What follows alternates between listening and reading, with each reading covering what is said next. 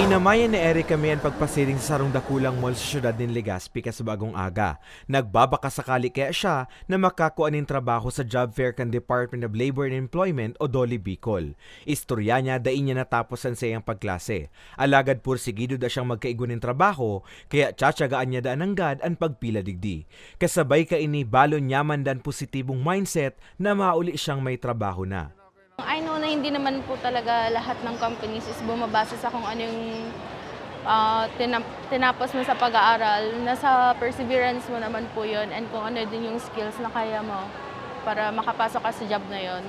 Si Rocky 4 na bulan ng unemployed, amay na natapos sa pag-apply. Mahalat-halat na sanada siyang apudan kan mga kumpanyang pigpasahan niya ng aplikasyon. Diligent naman po sa work and fast learner po ako sa kahit anong trabaho po. Sigon sa DOLE Bicol, lampas 8,000 na bakanting trabaho ang pig-opriser ninda sa nasabing aktibidad. 50 employers ang nagbali sa job fair, kabali na digdi ang local companies as in overseas recruitment agencies. Ang pakiusap ko sa manggagawa, maging matyaga kayo magpa-interview. Huwag kayong mamili na isa lang hanggat wala kayong nakikita ang trabaho para sa inyo. Magpa-interview kayo. Maraming maluluwag na mesa. I-try nyo.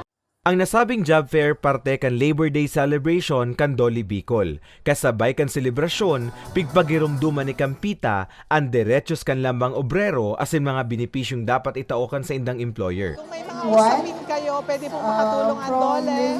Kung may issue sa communication, pwede kaming makatulong. Pakiklaim na lang po para dito magkasundo sa main kayo at stage hindi po. magkaroon ng Ayan. severance. Also, meron po palang Mientras tanto, pighirasman kan direktor na nagbaba ang unemployment rate sa Bicol kumpara sa pagtaraid na riyon. Para sa mga baretang tatak Bicol, Carmelo Baya.